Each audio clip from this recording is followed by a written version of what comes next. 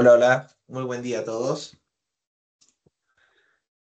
Em, Ahí voy a estar compartiendo pantalla. Me confirman cuando se vea mi pantalla. Confírmenme si se escucha bien. Muchas gracias a todos por la participación. Vamos a estar dando unos 4 minutos adicionales para dar tiempo que se vaya sumando más gente y podamos comenzar ya la sesión. Bueno, Jorge, me parece que ya tienes el micrófono para poder desbloquear y hablar. Sí, sí, muchas gracias, Henry. Igual que la sesión pasada, vamos a estar aquí pendientes de todas las preguntas. Como les comentamos, no hay pregunta que no se pueda hacer. La idea siempre es aprender, compartir experiencia, y aquí vamos a estar pendientes. Nos vamos a esperar entonces estos minutos que dice Henry para empezar.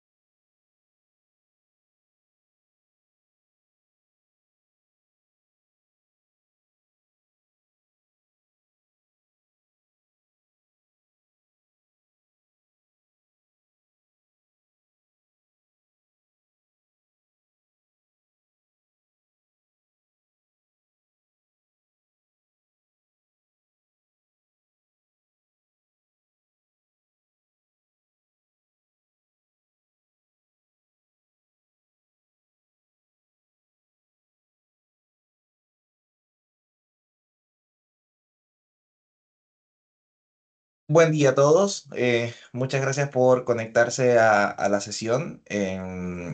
Bueno, tal o continuando con el contenido que estuvimos viendo el día de ayer, Jorge, mi compañero por allí, acaba de enviarles por un enlace en el chat. Básicamente la ruta de aprendizaje oficial, ¿ok? Para que puedan poder complementar lo que vamos a ver en la sesión. Les invito a que puedan poder también dedicar un tiempo a leerla, a hacer los ejercicios que allí se muestran, etcétera, para que puedan profundizar un poco más en el conocimiento. El día de hoy vamos a ver el segundo módulo de aprendizaje que basa sobre la arquitectura de Azure y los servicios de Azure como tal, ¿ok? Vamos a hablar sobre los cores, servicios de Azure. Esta voy a tratar de hacerlo un poco más dinámica. Voy a estar mostrando también un poco el portal de Azure para que podamos revisar en detalle algunos aspectos. ¿Ok? Entonces, bueno, ahí sin más preámbulo, demos inicio a la sesión.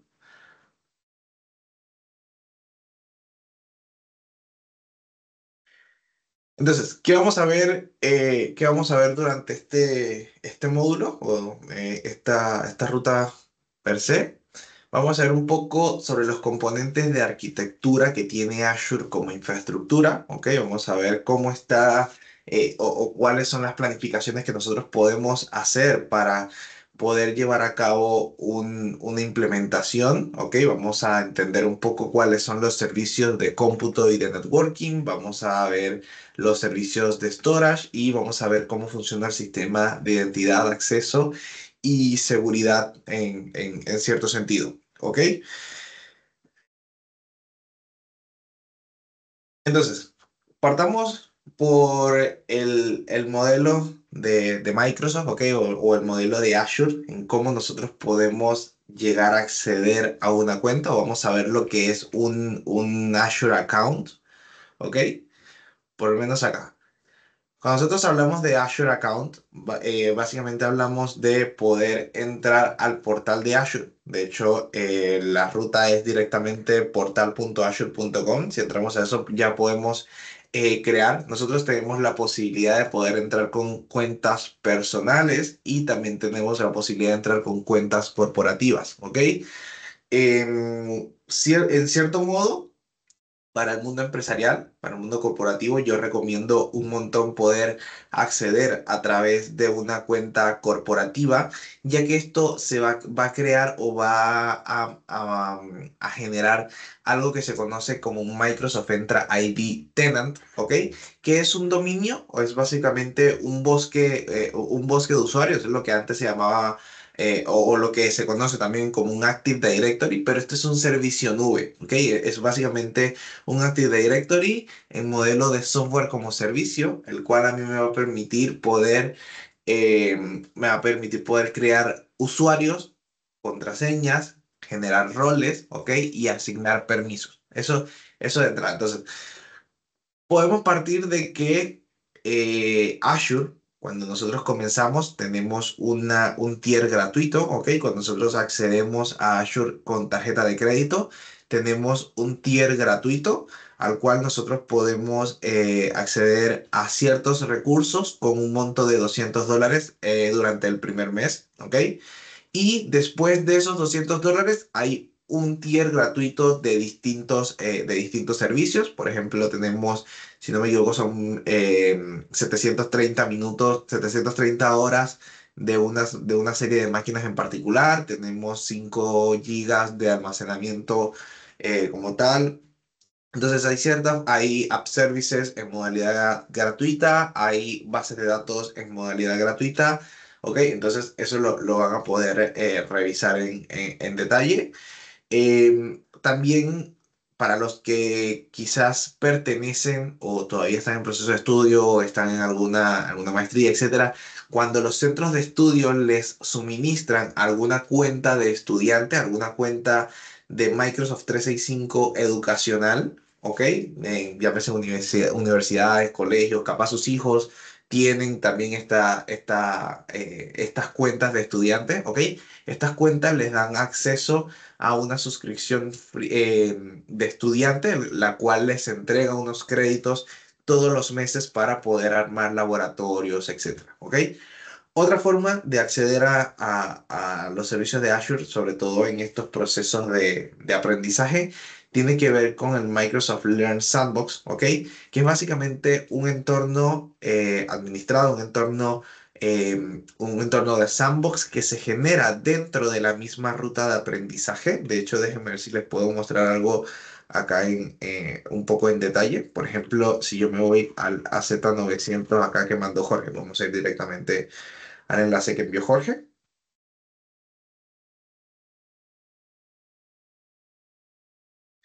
¿Ok? Si me digo acá, yo aquí debo tener un ejercicio, veamos si tengo algún ejercicio. Por ejemplo, acá, ejercicio de creación de recursos en Azure. Fíjense que él está verificando y está buscando armar un espacio aislado, ¿ok? Eh, Porque me dice el número de rocas, ¿ok? Tres. ¿Ok? Fíjense que él me está dando aquí, revisa los permisos, él va a hacer que yo inicie sesión y una vez inicie sesión, él va a armar un espacio aislado, ¿ok? ¿Qué es el espacio aislado? Básicamente un punto en donde yo voy a poder contar con servicios de Azure, donde yo voy a poder seguir los ejercicios que me da a mí el módulo de aprendizaje, ¿ok? Y voy a poder interactuar con esto. Entonces, a eso me refería yo un poco con el Learn Sandbox.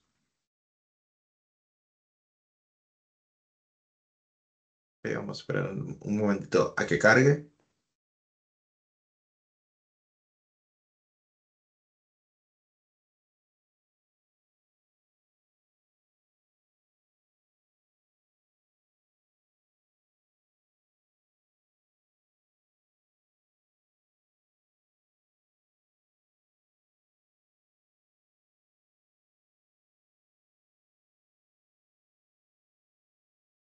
¿Ok? Entonces, fíjense que si yo ahora me voy al portal de Azure,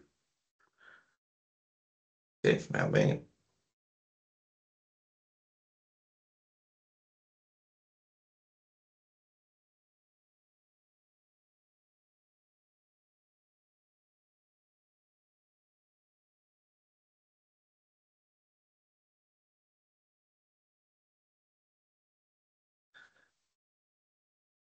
a ver si me pide. Ok.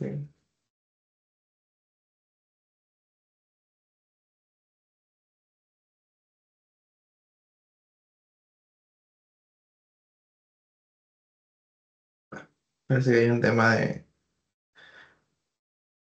puede que haya un tema con el sandbox ahora.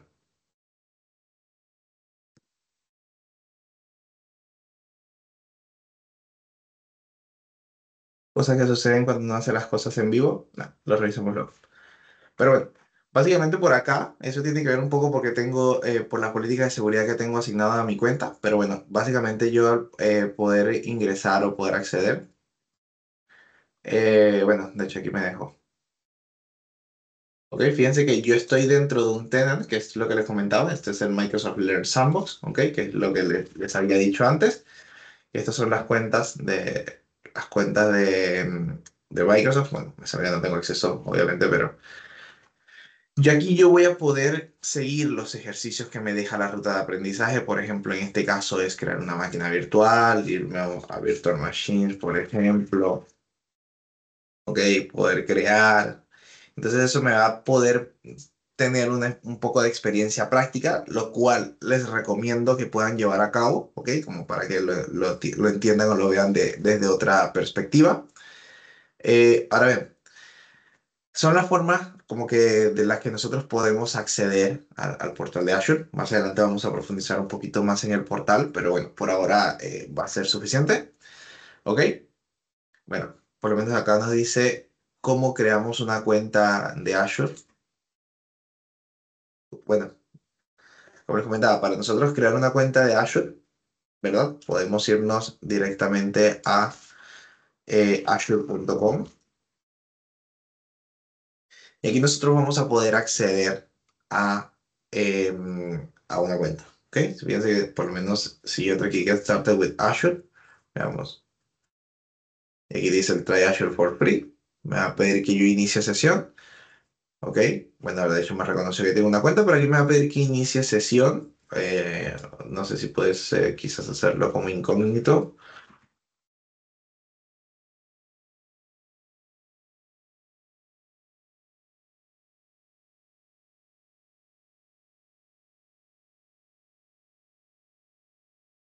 ¿Ok? Ahí me va a pedir, me va a decir si yo quiero crear una cuenta. ¿Ok? Y como les comentaba, yo les recomiendo muchísimo el poder iniciar sesión con su cuenta corporativa, que se genere un tenant para la organización, porque eso les puede servir o les puede ser de mucha ayuda a futuro para el tema de manejo de dominio, identidad, etcétera. ¿Ok? Entonces, esa es la forma acá de acceder o por lo menos de crear una cuenta. Eh, Hablamos del sandbox, ¿ok? Como les comenté, bueno, se los mostré anteriormente, básicamente poder irnos a algún lugar que tenga el ejercicio, que tenga ejercicios, algún módulo que tenga ejercicios, y a través, vamos, una vez lo activamos, una vez ejecutamos, nosotros vamos a poder utilizar el PowerShell, el Bash, ¿ok? El modo interactivo, que es como lo que me mostraba acá. ¿Ok? Este es básicamente por aquí estaría el Bash, el modo interactivo. Yo aquí tengo la capacidad de poder conectarme a las líneas de comando. Las líneas de comando de ambos. Aquí yo puedo utilizar Bash o PowerShell. Son básicamente lo mismo. Cambias un poco la sintaxis. Si somos más entendidos con una sintaxis tirada a Linux, quizás Bash nos viene bien. Si somos más de PowerShell, la de PowerShell nos va a venir bien. ¿Ok? Entonces, sin más que eso, ¿ok? Seguimos. Vamos a hablar sobre los componentes de la arquitectura de Azure, ¿ok? Lo principal o lo que vamos a buscar aprender ahora es qué son las regiones, qué son los pares de regiones, ¿ok? ¿Qué son las zonas de disponibilidad o los availability zones, los data centers de Azure, qué son los recursos y los grupos de recursos, las suscripciones, management group y cómo funciona la jerarquía dentro de Azure, ¿ok? La jerarquía de permisología, la jerarquía de roles, ¿ok? Entonces, partamos porque como les comenté ayer, al final la nube se traduce en una gran cantidad de data centers distribuidos a nivel mundial, ¿ok? En donde nosotros vamos a poder subarrendar una fracción de ese data center o de esa infraestructura, ¿ok? Esta infraestructura está estratégicamente distribuida alrededor del mundo. Fíjense que tenemos, por ejemplo, gran parte concentrado en Norteamérica y gran parte concentrado en Europa. ¿Ok? Entonces, recientemente, bueno, se habilitó México. Se habilitó México, está Chile también como anunciado. Esperamos tener noticias durante esto o el próximo año, pero son regiones que van a pertenecer al ámbito sur, ¿ok?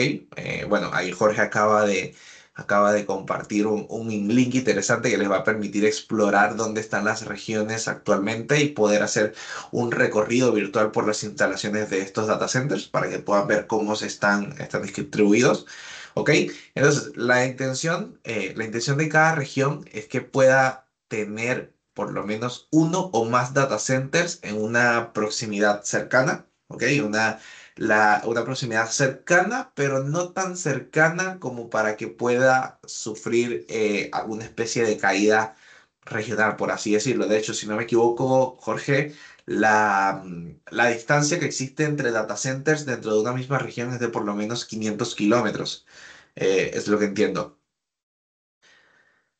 Entonces, básicamente, ¿qué es lo que nos permiten las regiones o qué es lo que nosotros debemos tener en cuenta para nosotros escoger una región? Básicamente es la flexibilidad de poder reducir la latencia, ¿ok? Obviamente, cuando escogemos una región más cercana, significa que el tiempo de transferencia de datos va a ser menos, que esos son los milisegundos. No sé, por ejemplo, si hay mucha gente acá que juegue en línea, se dará cuenta de que siempre en los juegos hay algo que se llama el ping, ¿ok? Y eso se traduce en milisegundos. Eso básicamente es el tiempo de transferencia que tenemos entre los data centers del juego hacia nosotros. Por ende, si, por ejemplo, a mí me pasa que juego mucho con amigos que están en la parte norte, que están entre Panamá, México, Colombia, ¿ok? ¿Qué pasa? Ellos por cercanía juegan en los data centers de Estados Unidos. En cambio yo, viviendo en Chile, ¿ok? Suelo tener el doble de latencia de ellos. Por ende, por lo menos para mí es una desventaja a nivel de juego porque significa que mi tiempo de reacción es por lo menos 80 milisegundos más lento que el de ellos, ¿ok? Ellos me van a ver 80 milisegundos antes que yo a ellos. Entonces, es un tema, eso es más o menos cómo funciona el tema de la latencia y eso es lo que hay que tener en cuenta. Ahora, si yo juego con ellos en Brasil, ¿ok? Yo tengo menor tiempo de respuesta, pero ellos que vienen de estos lados tienen mayor tiempo de respuesta, ¿ok? Entonces, fíjense que el recorrido que hace la data, entonces lo mismo pasa en el mundo empresarial. Cuando nosotros tenemos clientes a los que nosotros les servimos servicios, nosotros tenemos que tomar en cuenta en qué región queremos utilizarlo, porque eso va a tratar la cercanía que nosotros podamos hacerlo. Ahora, nosotros muy bien pudiésemos, o lo interesante de Azure es que nosotros podemos tomar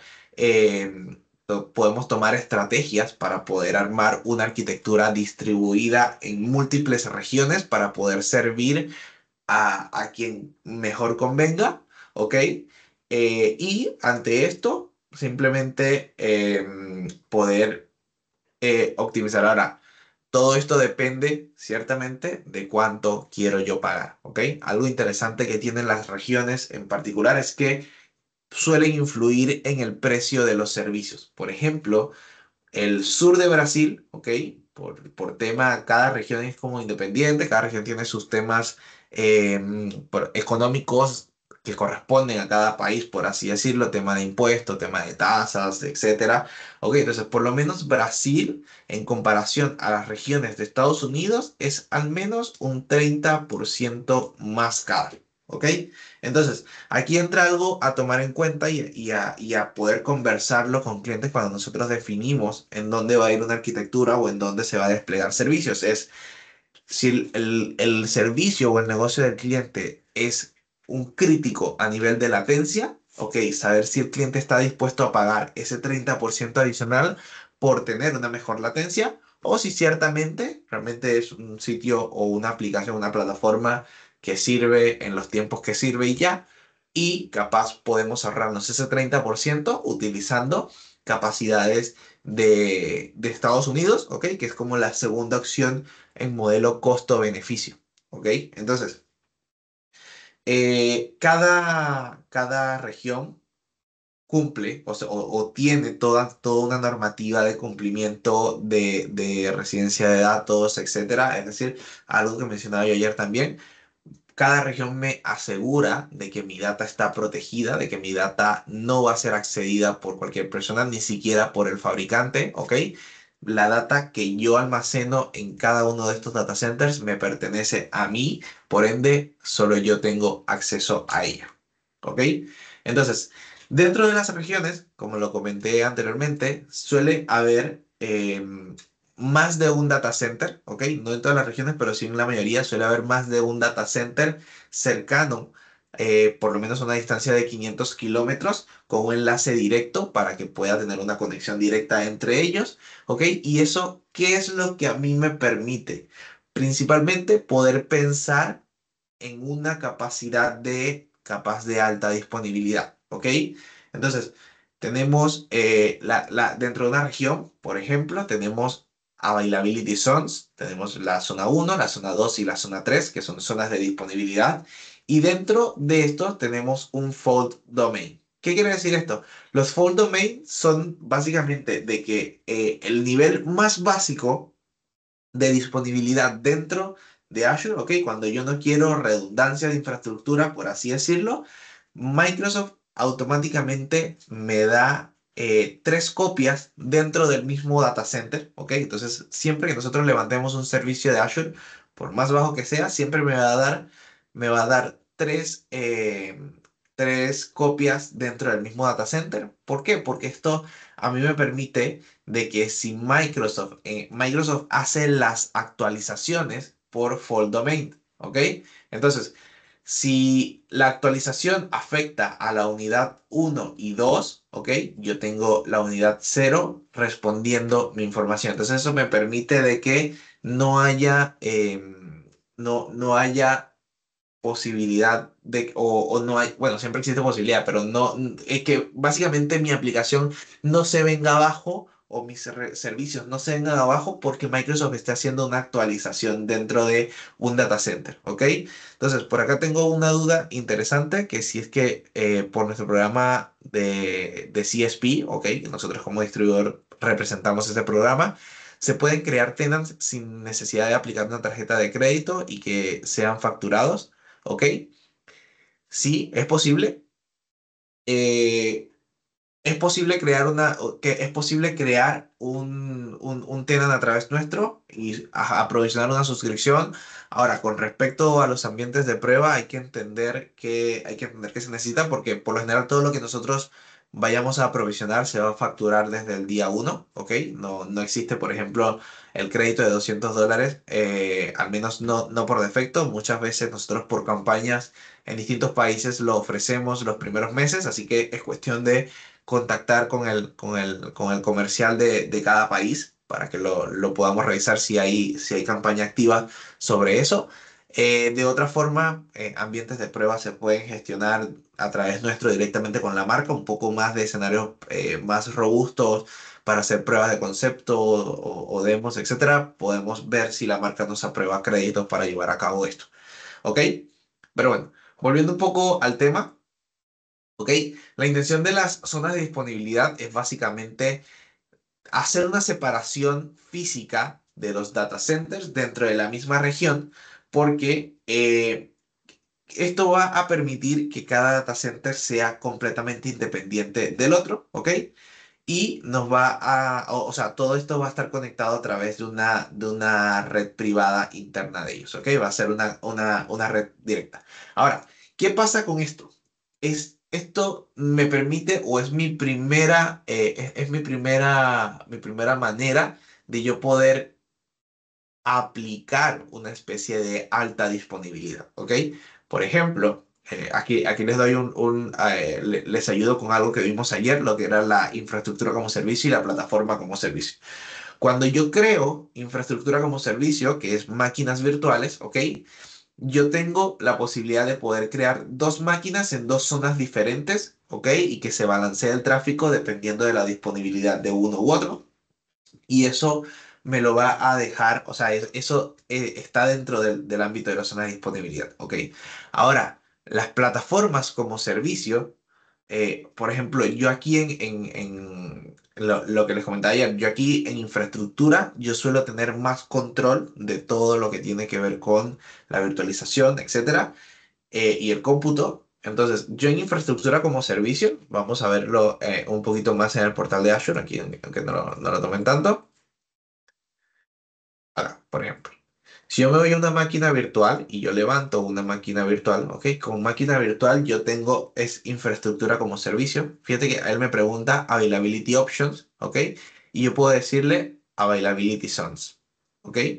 Con availability zones yo puedo crear zona uno y zona 3. ¿Qué va a hacer esto? ¿Qué significa esto? Significa que yo en este momento estoy creando dos máquinas virtuales. Eso es algo que hay que tener en consideración, ¿ok? Porque yo voy a tener dos máquinas virtuales en donde yo voy a tener de que si la zona uno se viene abajo, básicamente, ¿cuál es el fin de las zonas de disponibilidad? Que si se cae abajo todo un data center, haya otro data center donde está la información replicada funcionando al mismo tiempo, ¿ok? Entonces, yo tengo dos zonas, dos máquinas virtuales trabajando en simultáneo para que puedan mantenerse o que puedan tener esa especie de alta disponibilidad, ¿ok? Ahora, em, cuando es plataforma como servicio, fíjense que en plataforma como servicio vamos a ver por lo menos una cuenta de almacenamiento, por ejemplo. Cuando yo creo una cuenta de almacenamiento, que la cuenta de almacenamiento es una plataforma como servicio, es algo que Es una especie de NAS a demanda, una especie de, al cual yo me voy a conectar ya sea a través del portal, ya sea a través de API, etcétera, y él solamente me va a brindar almacenamiento, es decir, yo voy a poder ahí almacenar lo que necesite. Entonces, fíjense que él me pregunta directamente la redundancia, y yo aquí tengo la redundancia local, ¿ok? Que la redundancia local es lo que les comentaba a los fault domain, tener tres copias dentro del mismo data center, y tengo la redundancia de zona, ¿ok? Que es básicamente la zona de disponibilidad. Ahora, ¿esto me influye en el precio? Sí, la redundancia local es un poco más económica que la redundancia de zona, por obvias razones, pero yo simplemente selecciono que quiero esa redundancia y ya el servicio me lo entrega per se. Mientras que en máquina virtual yo tengo que hacerme cargo de las dos máquinas virtuales que voy a crear. Yo solamente le estoy diciendo que estas van a estar conectadas directamente, pero yo me hago cargo de todo, de ambas máquinas virtuales, ¿ok? Entonces esa es la diferencia entre plataforma e infraestructura como servicio. Ahora, los pares de regiones, ¿ok? Los pares de regiones están habilitados para que si yo quiero hacer una redundancia regional, esto aplica más que nada para las plataformas como servicio, ¿ok? Yo tengo, sí, voy a tener siempre una región primaria, que es la que yo selecciono, y esta va a tener una zona secundaria, una región secundaria, en donde se va a estar redirigiendo o se va a estar replicando la data. El mismo caso de la cuenta de almacenamiento. Fíjense que si yo me voy acá y busco la parte de... No, este es Virtual Machine. Esto necesita Storage Account. Esto. Ok. Si yo acá selecciono que quiero una redundancia geográfica, ¿ok? Fíjense que él me va a dar, me dice que esto me va a dar opción directamente a tener un failover en una región secundaria, ¿ok? Porque esto tiene que ver para tener una especie de activo pasivo, por así decirlo, en una región secundaria, ¿ok? En donde cada región tiene su par. Por ejemplo, el sur de Brasil, uno creería que está. Fíjense que muchas son, por ejemplo, el norte de Central US, bueno, South Central US, este con el oeste, pero fíjense que el West US tiene otra región. Por acá tengo eh, Brasil. Brasil no tiene otra región dentro de Brasil, por ende, su zona secundaria es la South Central US, que es la más cercana a Brasil en cuanto a distancia directamente, ¿ok?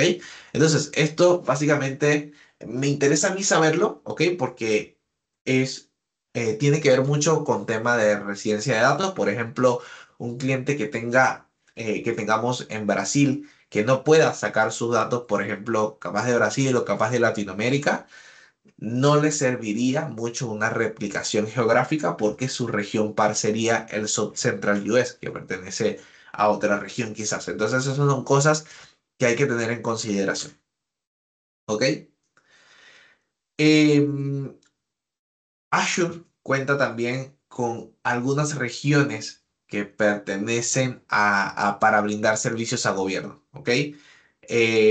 Son solamente para clientes de gobierno. De hecho, los clientes tienen que estar catalogados para poder almacenar o poder habilitar estas regiones en particular, ¿ok?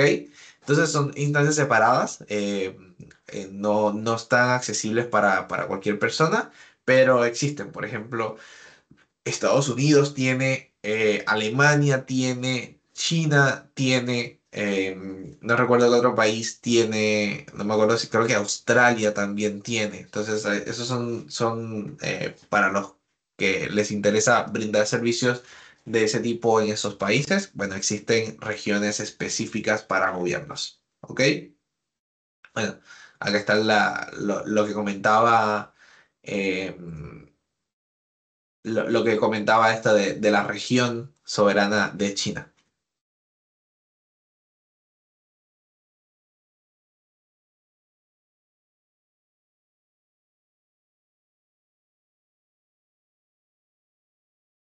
Ok. A ver, claro, por aquí está el tema del logo, un poco de cómo. exploramos esto. Voy a abrir esto. ¿Ok? Este fue el enlace que compartió Jorge. Aquí nosotros podemos ir viendo los data centers que existen actualmente. ¿Ok? Fíjense que por aquí está se supone que esta va a ser nuestra región, Chile Central. Está todavía en proceso de comenzón. Nos indican que vamos a tener zonas de disponibilidad. ¿Ok? Entonces, eh, a ver si hago esto. ¿Ok? Entonces yo aquí puedo ir viendo cuáles son las otras regiones con las que tengo. Central US, por ejemplo, fue abierta en el 2014. Puedo ver qué productos existen en esa región, con qué, qué certificaciones de cumplimiento tiene actualmente, ¿ok? Cómo está construido. Obviamente Microsoft está apuntando a que todos sus data centers pasen a ser a través de energía limpia, ¿ok? Fíjense que tengo Suiza. ¿Ok? Entonces, esto es un punto interesante, los recomiendo que lo puedan revisar. Nosotros podemos ir viendo lo que les comentaba, el tour de cómo funciona o de cómo se ve un data center directamente desde esta vista. Fíjense que esto es básicamente lo que es una región o una zona dentro de una región. Fíjense que tiene su energía, su generación de energía independiente. Tiene ya aquí está como que todo dentro del edificio de los data centers, ¿ok? Entonces, no voy a entrar mucho en detalle de esto para no perder tanto tiempo, pero si les da curiosidad, lo pueden revisar, ¿ok?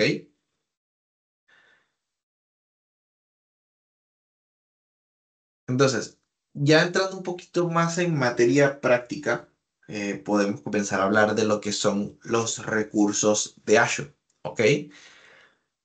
Los recursos de Azure son básicamente los componentes que a nosotros nos van a permitir poder crear algo, poder armar o poder construir algo, ¿ok? Los más utilizados tienden a ser servicios de máquina virtual, ¿ok? Que la máquina virtual, ahorita lo vamos a ver un poco más en detalle, storage accounts, tenemos virtual network y todo lo que tiene que ver con redes, por así decirlo. Está los app services, las bases de datos como servicio y las funciones como servicio, ¿ok? Entonces, todo esto se maneja a través de Resource Group.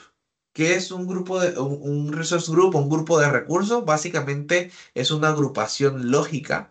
Es una agrupación lógica que me va a permitir a mí poder ir empaquetando todos los servicios de manera conjunta, ¿ok?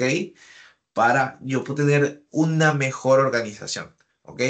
Los recursos, por ejemplo, yo puedo tener solo una máquina virtual en un grupo de recursos, pero puedo tener múltiples máquinas virtuales dentro de ese mismo grupo de recursos. ¿Qué quiere decir? Obviamente, la máquina virtual, al ser un recurso, por ejemplo, la VM1 solo puede estar dentro de un grupo de recursos. No puede existir VM1 en un grupo de recursos y la misma VM1 en otro. ¿Ok? Si yo llevo a otro grupo de recursos y le pongo también quizás VM1, creo que me deja pasar la validación por el nombre, el nombre tiene que ser único dentro del grupo, pero no es la misma máquina virtual. Entonces hay que tener un cuidado al momento de seleccionar nombres, por así decirlo. ¿Ok? Dentro de un mismo grupo de recursos, yo puedo tener recursos que estén en distintas regiones. Realmente, cuando yo creo el grupo de recursos, me pregunta en qué región quiero, pero solamente para el setear los demás recursos. Si yo quiero almacenar un recurso que esté en otro grupo de recursos, lo puedo hacer. Realmente no es algo que interfiera a nivel de los servicios como tal, es solo algo de interfaz, por así decirlo. Yo puedo mover mis recursos a distintos grupos de recursos, ¿ok? Y yo puedo utilizar recursos que están en otros grupos de recursos desde una aplicación. O sea, ¿ok? Por ejemplo, yo a una máquina virtual le puedo asignar un disco que esté dentro de otro grupo de recursos. Entonces, vamos un poquito a lo práctico para que veamos lo que son los grupos de recursos. A ver, déjame mover esto para acá, poner el chat acá, eso. ¿Ok? Aquí, bueno, estuvimos viendo ahorita lo que son estos, los grupos de recursos. Fíjense que de la misma forma que yo busco recursos, yo aquí tengo un panel a mi izquierda en donde yo voy a ver mis favoritos o lo que suelo utilizar. Ok, esto realmente lo define Azure, aunque yo pudiese buscar luego otro. Entonces, los grupos de recursos, ¿ok? Él me va a decir cuáles son mis grupos de recursos. Y fíjense que yo dentro de cada grupo de recursos yo tengo cosas creadas, ¿ok? Y en cada uno puede existir algo diferente o algo distinto. Entonces, yo para crear un grupo de recursos simplemente le doy a la opción de crear dentro de grupo de recursos, ¿ok? Grupo de recursos, crear, le digo el nombre, aceptar 900, ¿ok?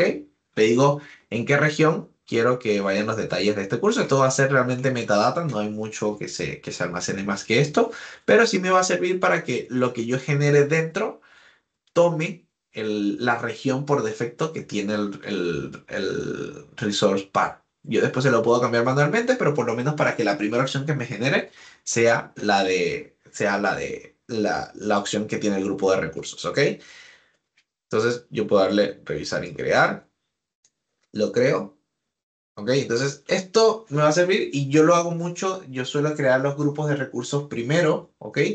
Porque después yo aquí puedo crear los recursos y solamente seleccionarlos. Fíjense que, por ejemplo, si yo me voy a una máquina virtual y le doy crear a la máquina virtual, lo primero que me va a pedir, la primera sección, los project details, ok, me va a decir, bueno, ¿en qué suscripción vamos a levantar nosotros esta máquina virtual y en qué grupo de recursos? Ok, entonces yo aquí voy a seleccionar AZ900, ok, y aquí ya le estoy diciendo al grupo de recursos. Otra cosa, yo pudiese, capaz no quiero hacer todo ese paso, sino que quiero crear mi grupo de recursos desde acá. Lo puedo hacer también, ok, yo lo pongo acá. Él me va a crear un nuevo grupo de recursos, ¿ok? Entonces, en eso funcionan los grupos de recursos. Más adelante le vamos a mostrar otras funcionalidades que suelen tener los grupos de recursos, pero por ahora estamos bien con eso, ¿ok? Lo otro tiene que ver con las suscripciones de Azure. Las suscripciones de Azure es la forma en la que nosotros podemos aprovisionar recursos dentro de Azure, ¿ok? Básicamente es la llave, de hecho su símbolo particular es la llave, es una llave, ¿ok? Es la llave que a mí me abre las puertas a poder yo crear cosas. Si yo no tengo una suscripción o si una suscripción está suspendida, nada más va a avanzar. De hecho, lo vimos anteriormente en esto. Por ejemplo, si yo aquí no tuviese una suscripción, nada de esto ocurriría. No me dejaría crear, ni siquiera seleccionar un grupo de recursos, ni nada por debajo. O sea, ahí muere todo el proceso. Entonces, es como lo principal a tener en cuenta. Yo puedo tener distintas suscripciones en un tenant. ¿Ok? Esto es interesante. Otra cosa es que yo puedo que tener la suscripción uno a través de tarjeta de crédito, ¿ok? La suscripción 2 a través de un reseller de CSP, ¿ok? Yo puedo tener todo el mix de suscripciones que yo necesite tener, ¿ok? A través de esto. Cada una va a ser independiente de la otra, ¿ok? Yo sí voy a tener visibilidad, bueno, a nivel de suscripción yo puedo asignarme roles para poder verlas, ¿ok? Pero básicamente cada proveedor ve lo que le corresponde también. Por ejemplo, lo que es con tarjeta de crédito, el proveedor de CSP no va a tener derecho a poder verlo. ¿Ok? Es algo que pueden tomar en cuenta. Entonces, yo también puedo utilizar las suscripciones para dar permisos por ambientes, ¿ok? Yo puedo tener una suscripción de desarrollo, puedo tener una suscripción de pruebas, puedo tener una suscripción de producción a modo de que cada usuario o los usuarios o los equipos que a mí me interesan pertenezcan a la suscripción correspondiente. Eso lo vamos a ver un poco más adelante que tiene que ver con el tema de roles, ¿ok? Y acá tenemos los Management Group, ¿ok? Los Management Group es una especie de jerarquía adicional, la cual me va a permitir a mí poder asignar roles, ¿ok? Esto básicamente su función es poder generar roles a niveles macros que me permitan heredarle sobre distintas suscripciones, ¿ok? Yo aquí puedo crear jerarquías un poco más, un poco más robustas, ¿ok? Realmente, los management group aplican para escenarios bastante grandes y complejos. Para el resto o para los que se están iniciando sobre temas de Azure, por lo general va a ser manejar a nivel de suscripciones, ¿ok? Entonces, fíjense que esto también forma como una especie de pirámide, ¿ok? Y esto tiene que ver con la herencia de permisos que nosotros podemos hacer. Existe algo que se llama Role Basis Access Control, en donde yo puedo asignar permisos en una especie de jerarquía, ¿ok? En una especie de jerarquía en donde la jerarquía va primeramente de Management Group, que esto por defecto viene deshabilitado, ¿ok? Yo no toco esto a menos de que lo habilite, eso para que lo puedan ver en tiempo. Esto está como medio, es como medio stand-by, ¿ok? Lo que sí yo trabajo por defecto es a nivel de suscripciones, ¿ok? Entonces yo a nivel de suscripciones puedo heredar o puedo vincular usuarios con ciertos permisos y esos permisos los va a heredar el nivel subsiguiente y el nivel subsiguiente, ¿ok? Lo mismo, ¿qué pasa si yo quiero que un usuario solamente vea uno de estos servicios, por ejemplo, solamente vea esta base de datos, ¿ok? Este usuario solamente va a ver esta base de datos, no va a poder ver ni interactuar con ninguno de los otros servicios ni de las suscripciones que está. Solamente va a poder acceder a lo que se le concedió permiso. ¿Ok? Entonces, veamos cómo funciona el proceso de crear un recurso. En este caso vamos a crear una máquina virtual particularmente. ¿Ok? Si yo me voy acá, por ejemplo, yo había creado el AZ900, que era el grupo de recursos. ¿Ok? Y aquí le voy a indicar eh, en qué región, qué nombre va a tener, que esto es el hostname, obviamente para poder tener una identificación. Aquí pueden darle el nombre que se les haga más semántico, ¿ok? Luego van a seleccionar la región y aquí qué sistema de redundancia quieren. Yo en mi caso no necesito redundancia porque es un tema de demo. ¿Ok? Y yo aquí voy a seleccionar básicamente la imagen o el sistema operativo que le quiero vincular. Entonces fíjense que si yo le doy ver todas las imágenes, voy a tener una galería muy extensa de sistemas operativos. Por ejemplo, está, bueno, aquí me dice Windows Server con SQL directamente. Tengo el Ubuntu, el Minimal. Tengo Ubuntu, el 24 LTS. ¿Ok? Fíjense que yo aquí puedo ver las distintas alternativas que tengo. Ubuntu Pro, Ubuntu Server, etcétera. Ok, por aquí voy a tener Red Hat, tengo SUSE, etcétera. Ok, entonces, si yo quiero buscar más, puedo hacerlo. Bueno, fíjense que me dice que tengo 560 páginas de imágenes para levantar. Entonces, tienen allí como para rato. Por lo general, bueno, voy a levantar una máquina Ubuntu, una máquina Linux, ok, una serie pequeña. Fíjense que ya aquí él me muestra cuánto me cuesta al mes. Esto es interesante y lo vamos a ver más aparte porque este costo realmente corresponde a los virtual CPU y la memoria RAM, que son 8, ¿ok? Pero luego yo tengo que tener en cuenta otra cosa que son los discos. El método de autenticación a mi máquina, yo puedo verlo a través de una llave privada o puedo hacerlo a través de usuario y contraseña. ¿Ok? Esto funciona para Linux, en Windows siempre es usuario y contraseña. Entonces, si se acuerdan como les dije ayer, lo que les dije ayer cuando hablamos de infraestructura como servicio, es que yo me tengo que hacer cargo de todo lo que tiene que ver con la conectividad, ¿ok? Con cómo vamos nosotros a acceder. Al final esto va a ser un servidor virtual que va a tener una tarjeta de red asociada, por ende yo tengo que buscar acceder a esa red. En este caso yo le estoy diciendo si va a ser por puerto 22, puerto 80 o puerto 44T, ¿ok? yo le estoy diciendo qué puertos quiero abrir como por defecto. Yo esto lo puedo modificar más adelante sin ningún problema. En este caso voy a dejar solo el puerto 22, que es el que me deja a mí conectarme a la IP pública. ¿Ok?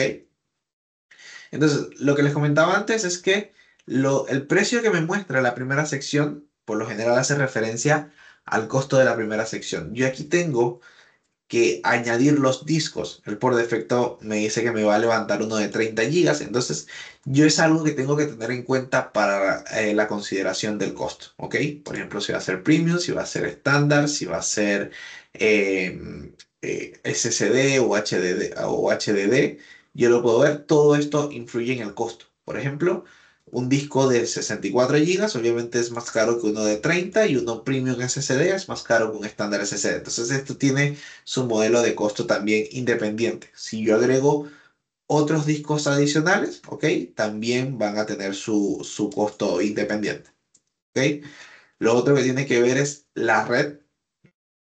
Como les comentaba, al ser infraestructura como servicio, yo tengo que hacerme cargo de todo lo que tiene que ver con la red. Entonces yo aquí puedo manipular todo mi esquema de red. Es una red virtual, como si fuese, no sé, sí, es una VLAN que se hace a través de Internet. ¿Ok? Entonces, por ejemplo, yo aquí puedo ponerle a solo a Z900.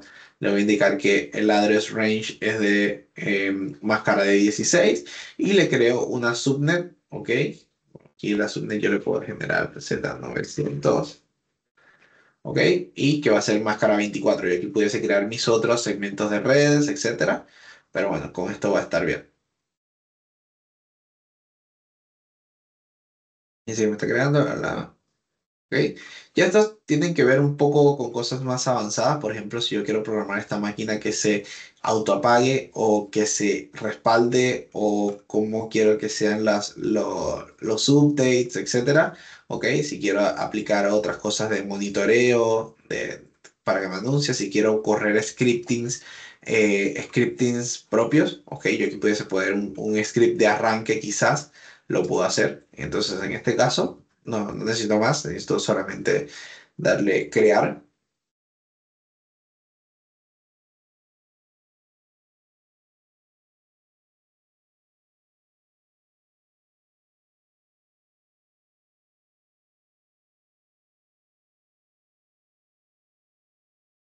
Ok, yo simplemente con darle crear, ya él va a empezar a generar el recurso. Entonces también vamos a ver que en un par de minutos la máquina virtual va a estar disponible. Yo voy a poder conectarme a ella por comando, por lo menos en mi caso que la máquina es Ubuntu. Me pudiese conectar por un PowerShell, por un PuTTY, quizás por un SFTP también me puedo conectar. ¿Ok? Pero bueno, mientras se crea esto, podemos avanzar. Entonces, hablemos de los recursos o todo lo que tiene que ver con cómputo y network. Va un poco asociado con lo que acabamos de ver, ¿ok? Vamos a ver cuáles son los servicios más populares para el punto de cómputo, ¿ok? Cuáles son las opciones de máquinas virtuales. ¿Qué tenemos que tomar en cuenta para temas de máquinas virtuales? Se los mencioné un poquito a nivel práctico ahora que lo levantamos. ¿Ok? ¿Cuáles son las opciones de hosting, por así decirlo? Y algunos servicios de networking que me van a servir a mí para poder cumplir ciertas funcionalidades. ¿Ok?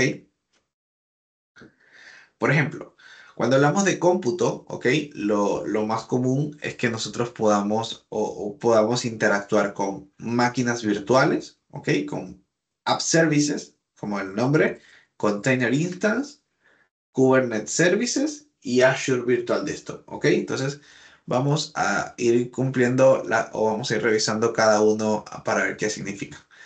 ¿Ok? Las máquinas virtuales son básicamente la emulación de un computador físico, en donde yo voy a tener que asignarle un procesador virtual, ¿ok? Decir básicamente cuántos cores quiero que tenga ese procesador, cuánta memoria, cuánto almacenamiento y cómo va a ser la conectividad, ¿ok? Y esto a mí me va a permitir un total control sobre la customización de esta máquina. Por ejemplo, lo que estuvimos viendo o lo que estuvimos haciendo hace un minuto, creando la máquina virtual. Aquí dice que falló algo.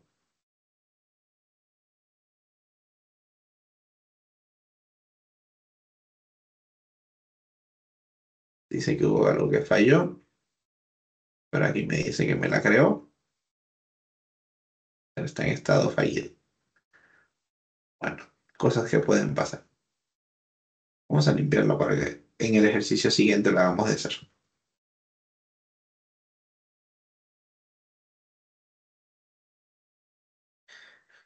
Pero bueno, ¿ok? Entonces, esto me va a permitir a mí un total control de todo lo que tiene que ver el sistema operativo y me va a poder hacer una customización. Por ejemplo, si yo quiero dentro del mismo servidor crear un Active Directory, levantar una aplicación web, levantar una base de datos y que todo lo soporte el mismo cómputo, lo puedo hacer. No es recomendable hoy en día, pero lo puedo hacer, ¿ok? Entonces, existen también las Virtual Machine Scale Sets, ¿ok? Que los scale sets me van a permitir poder escalar las máquinas de de dos formas, ¿ok?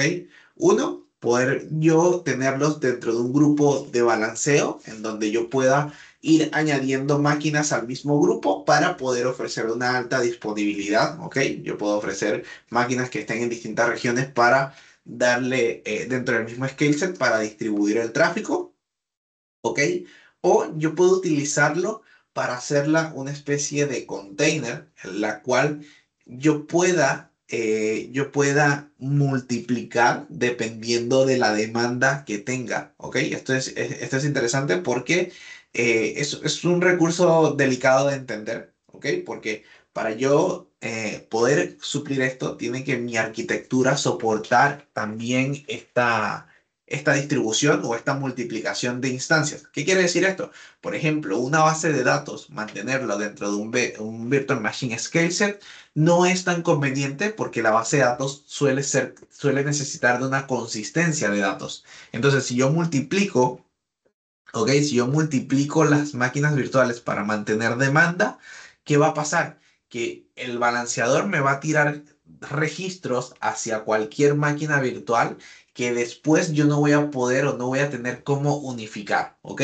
Pero es distinto a que si yo capaz tengo solamente una aplicación backend que no mantiene ningún estado y solamente me traza transacciones y yo lo que quiero es soportar la gran demanda que estoy llegando a tener, es un escenario viable para una Virtual Machine Scale Set que se pueda multiplicar, pueda simplemente absorber el tráfico e ir escribiendo o ir procesando solicitudes y que cuando ya no tenga tráfico se desescale y listo, vuelve a su ámbito inicial. ¿Ok? Entonces, eso es como las funcionalidades de los scale sets. ¿Ok?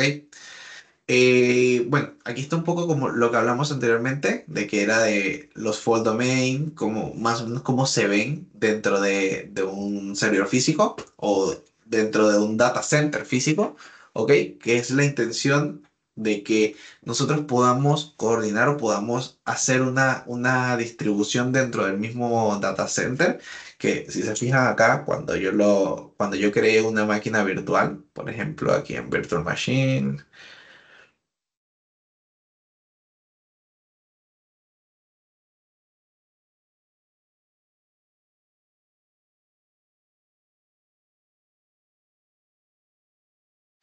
Ok, fíjate, aquí él me pregunta cómo quiero yo. Ahí está.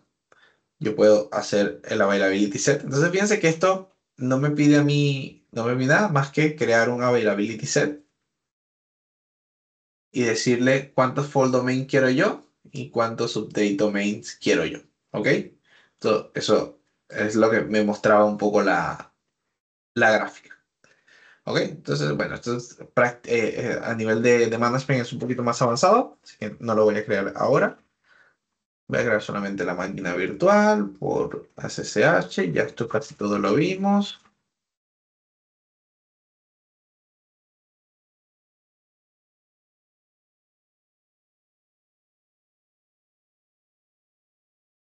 Y voy a hacer todo tal cual. Ay, que me parece que la Central US. Me parece que la Central US está con capacidad limitada. Entonces lo que voy a hacer es US. Fíjense que acá ya tengo toda la lista tengo toda la lista de regiones. ¿Ok? Entonces no hago mucho repasando los detalles de nuevo. Así que vamos a avanzar. Yo aquí le doy crear. ¿Ok? Y esto me va a crear mi máquina virtual. Es básicamente el siguiente módulo en donde vamos a levantar una máquina virtual, vamos a instalar un web server role y vamos a ver cómo nos conectamos a esta máquina. ¿Ok?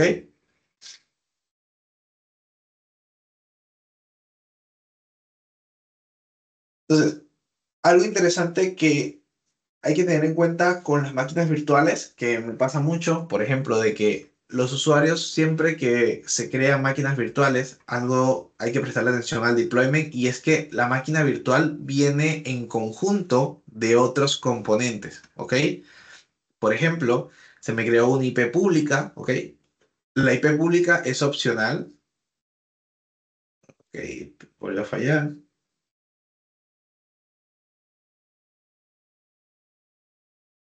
¿ok? Tiene que haber un problema de plataforma, entonces ahora. Pero bueno, la IP pública, ¿ok? Tiende a ser opcional, ¿ok? Luego está el Network Security Group. El Network Security Group es una especie de firewall, un firewall que me va a permitir a mí abrir o cerrar puertos de la máquina, ¿ok? Desde el lado del software. Eh, Tengo la Virtual Network, ¿ok? Que esto, si no la he creado, me va a crear una. Si ya tengo una red definida, yo puedo añadirla a esa red definida, ¿ok? Y tengo la Network Interface, que básicamente es la tarjeta de red. Es el punto al que se conecta la IP pública para yo poder acceder o es el punto al que nosotros podemos conectarnos de manera privada. Si yo me voy, por ejemplo, a la red privada, a la Network Interface, van a ver que él me está dando la Private IP 10.1.0.4, ¿ok? Y me está dando la IP pública que va a hacer esto, ¿ok? En este caso, si me conecto, debiese explotarme porque me dice que está en un estado fallido, pero probemos a ver, no perdemos nada.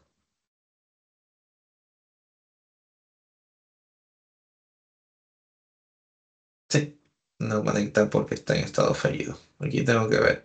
Fue básicamente la máquina virtual que igual se crea.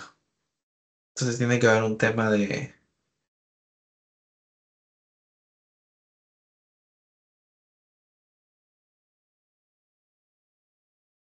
claro, we don't have sufficient capacity for read. Ok, no hay capacidad en la zona. Entonces, voy a hacerlo de otra forma. Ya yo tengo aquí una máquina creada,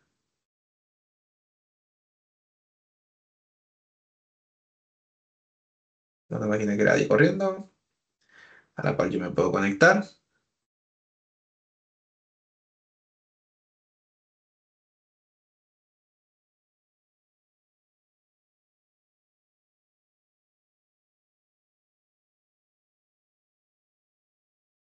Ok, entonces, fíjense que yo después puedo ver esto. Yo simplemente le puedo instalar un paquete,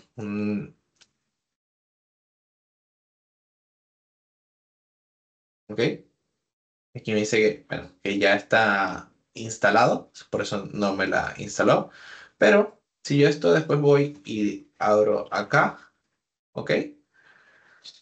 Y debiese llevarme a la máquina virtual. Aquí ya en esta máquina existe un web server, por ende eso es lo que me abre. Si estuviese nueva me abriese directamente el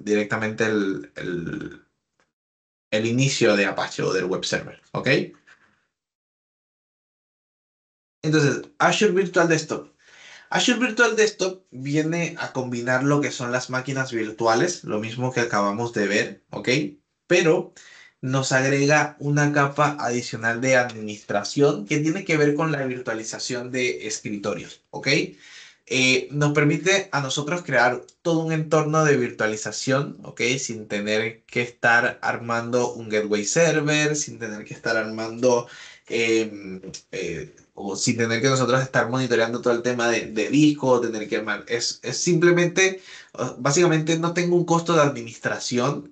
Y me permite a mí poder ir controlando las imágenes de los sistemas operativos, poder desplegar aplicaciones, etcétera. Ok, es una plataforma de BDI, de BDIO, que me permite a mí tener disponibilidad de cómputo, cobrándome solamente el cómputo, porque lo único que voy a pagar son las máquinas virtuales que yo elija levantar, ok, y donde yo voy a poder, donde va a poder desplegar sesiones múltiples dentro de un mismo servidor, ok, me va a poder soportar la escalabilidad. Yo puedo programar para que en la medida que se vayan conectando usuarios se vaya ampliando la infraestructura y que al mismo tiempo se desescale. O sea, esto tiene que ver un poco con lo que dijimos ayer. Esta es la parte de plataforma como servicio de un entorno de virtualización en donde yo solamente me dedico de configurarlo y él automáticamente va a ir haciendo o va a ser lo suficientemente elástico para poder crecer y decrecer automáticamente. ¿Ok? Luego tenemos los container services. ¿Ok? Tenemos tres especies de manejadores de containers. Cuatro me atrevería a decir porque los app services pasan a ser también una oferta de manejo de containers. ¿Ok? Pero esto básicamente son ofertas dedicadas eh, son ofertas dedicadas a meramente a contenedores, ¿ok? Tengo, eh, tengo básicamente tres niveles, por así decirlo. Los Azure Container Instance son una instancia de contenedor único, ¿ok? Es decir, yo solamente tengo un contenedor en esa instancia, tengo o un pod, ¿ok? Luego tengo los container apps, que es cuando yo quiero tener, yo quiero hacer más réplica y yo quiero tener distribuido más mi aplicación a través de distintos contenedores o quiero tener también la capacidad de poder hacer balanceo a través de esto. Y luego tengo los Kubernetes Services, que es básicamente toda una plataforma como servicio de Kubernetes, ¿ok? Entonces, donde realmente hay que saber de Kubernetes para levantarlo, pero ya esto me levanta toda la infraestructura que se necesita. Tengo el nodo maestro y tengo los worker nodes habilitados, tengo la opción al manifiesto y yo simplemente me encargo de desplegar la aplicación. Por otro lado están las funciones, que eh, son una oferta efímera, por así decirlo, de cómputo serverless, por así decirlo. Una estrategia o un modelo nuevo de desarrollo que se ha aplicado durante los últimos años, en donde ahora las aplicaciones tienden a utilizar solamente funciones, es decir, yo puedo despedazar los componentes de mi aplicación para que solo ejecuten una función específica y esto es interesante porque esto significa que no me está cobrando un cómputo aprovisionado. Por ejemplo, algo que vimos en las máquinas virtuales, algo que vimos en los app services, es que yo tengo que decirle qué cómputo se va a aprovisionar. En cambio, con las funciones, yo puedo decirle que sea por demanda. ¿Ok? Es decir, las funciones me va a cobrar específicamente por la cantidad de ejecuciones que se generen dentro de la misma, ¿ok? Es lo que llaman un event-based code run, ¿ok? Entonces, cuando nosotros hablamos de las distintas opciones de las distintas opciones de cómputo, nosotros hablamos de las máquinas virtuales, ¿ok? Hablamos de que las máquinas virtuales son ideales cuando nosotros queremos tener un control bastante completo con respecto a la personalización de la instancia, ¿ok? Nos sirve muchísimo para poder hacer una migración de infraestructura on-premise hacia la nube, ¿ok? Y nos sirve a nosotros para poder personalizar todo lo que tiene que ver con el sistema operativo. El Virtual Desktop, ¿ok? Virtual Desktop es una combinación de las máquinas virtuales con una capa de administración adicional que nos va a dar a nosotros la opción de poder crear un entorno de virtualización de escritorios, eh, ya sea personal o compartido, basado en una experiencia de escritorio, ¿ok?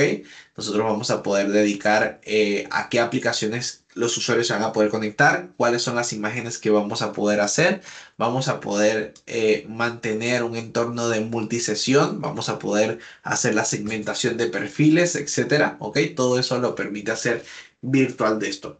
Y luego tenemos los servicios de container, que para los que no lo conocen, los containers son una especie liviana de algún sistema operativo con ciertas funcionalidades que nos permitan a nosotros correr lo que se conocen como microservicios, ¿ok? La intención de los containers es poder separar las aplicaciones en distintos componentes que sean, que cumplan funciones específicas y que se puedan escalar de manera independiente. Entonces, está pensado para que nosotros tengamos mayor escalabilidad, mayor resiliencia, y que puedan ser orquestados, que ahí es donde entra un poco el tema de, o el concepto de Kubernetes, ¿ok? Luego tenemos los app services. Los app services básicamente son una plataforma como servicio de un web server. Por ejemplo, lo que yo hice anteriormente de levantar una máquina virtual, de instalarle un Apache, ¿correcto? Fíjense que yo con esto yo tuviese que irme hacia un var, ok, y ver cuál es... trabajar aquí mi cómputo, pero al mismo tiempo yo tengo que ir al Apache, configurarlo, de estar pendiente de que todo ande bien para que esto me vaya generando a mí básicamente el resultado que yo quiero. ¿Ok? Entonces, fíjense que Fíjense que los app services pasan a ser una opción mucho más liviana, en donde yo no tengo que ver, fíjense, por ejemplo, para hacerlo un poco más práctico, lo que vimos hace un minuto de cómo crear una máquina virtual, fíjense que si yo ahora lo hago con un app service, ¿ok? El app service, yo simplemente creo el web app, le voy a decir en qué lenguaje está mi código, en qué lenguaje está mi código, o incluso si este va a ser un container, ¿ok? O si va a ser una aplicación estática. Las aplicaciones estáticas suelen ser más que nada aplicaciones frontend, por ahí React, Vue, Angular, etcétera. Pero bueno, por ejemplo, yo le digo que esto va a ser un Node 20, ¿ok? Yo simplemente le digo qué cómputo quiero tener. Aquí están las opciones de precio.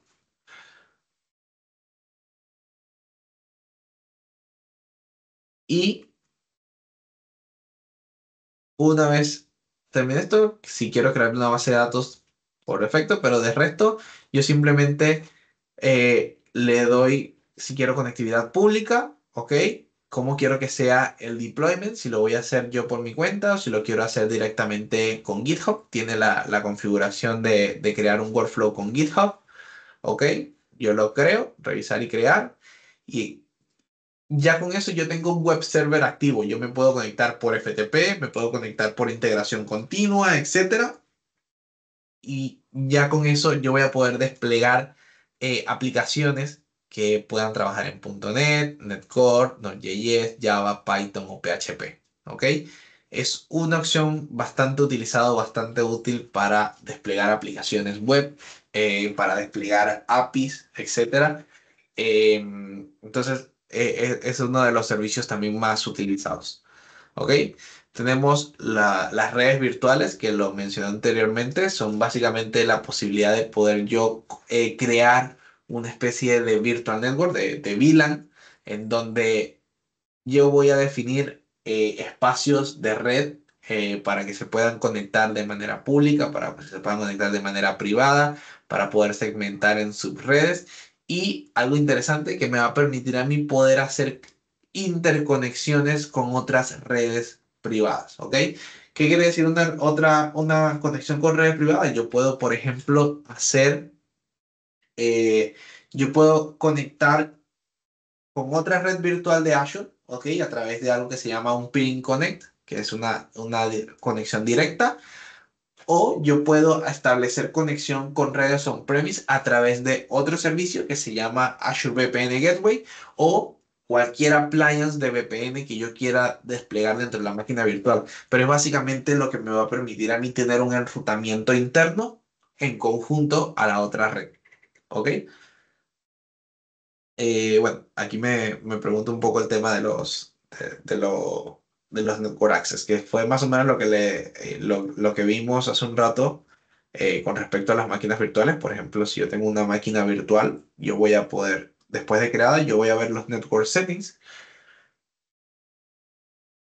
y en los Network Settings yo aquí voy a poder configurar qué puertos se abren de esta máquina. Por ejemplo, el 22 que tiene que ver con la conexión. Yo aquí puedo definir también desde dónde voy a permitir la fuente. Por ejemplo, yo aquí pudiese definirle un rango de IPs o puedo definirle mi IP. ¿Ok? A veces, bueno, desde mi IP vas a tener conexión hacia este puerto. El resto de IPs van a estar bloqueados. ¿Ok? Entonces es una forma de verlo. Y acá está lo que le comentaba.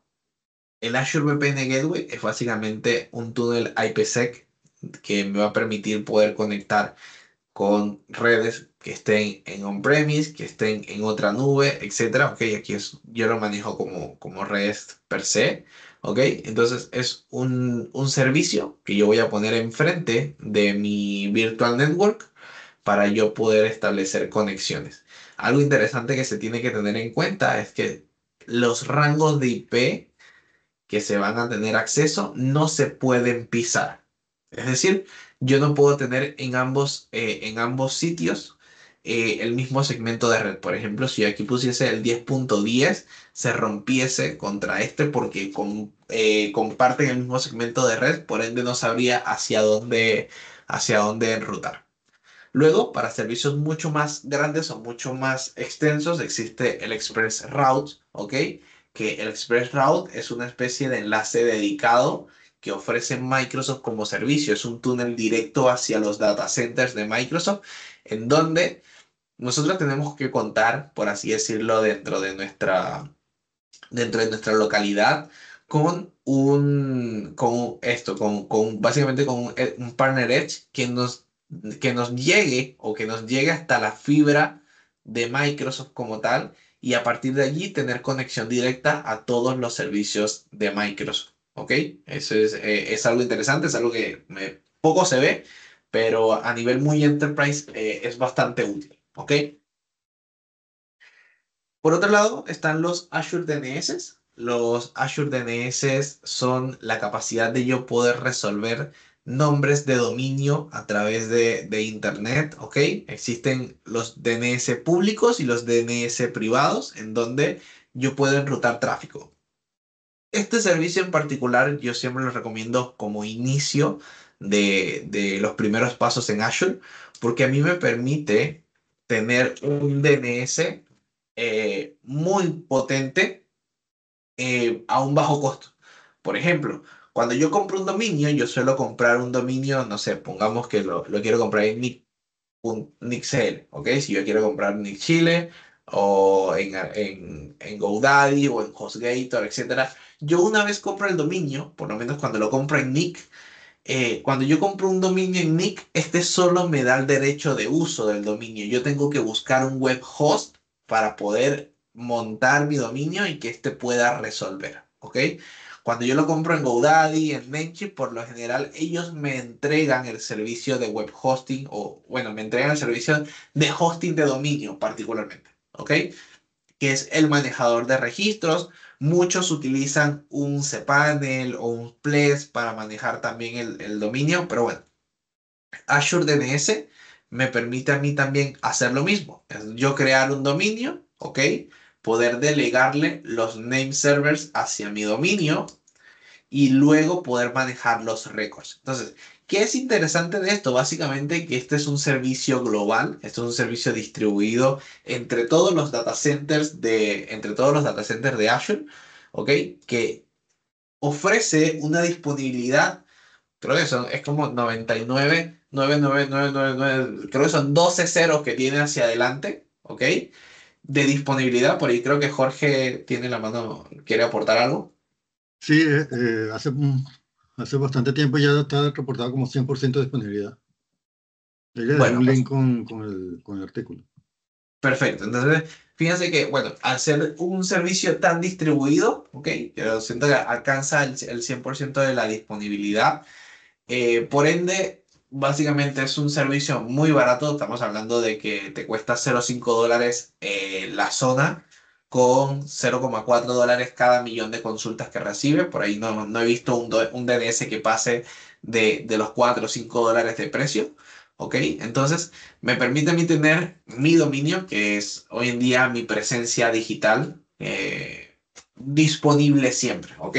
Debe haber pasado mucho de que con algún dominio dentro de algún web host, dentro de algún cPanel, un Ples, etcétera, capaz no resuelve porque tienden a estar en escenarios compartidos que eh, pasan a estar esas IPs dentro de listas negras, etcétera. Entonces, ya al llevarlo a una zona DNS de confianza como lo es Azure DNS, tiende a tener mucha más confiabilidad en cuanto a correos, en cuanto a emails, etcétera.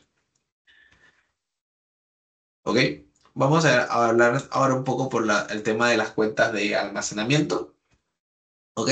Vamos a comparar los distintos servicios de almacenamiento que tenemos dentro de Azure. Vamos a hablar los niveles de almacenamiento, las opciones de redundancia, ¿ok? Y cómo nosotros podemos acceder a estos.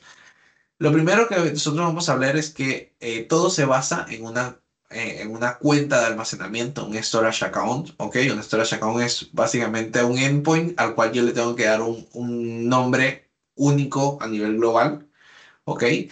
Al cual yo voy a poder acceder a través de internet y me va a poder o me va a dar ciertos servicios y opciones de redundancia, ¿ok?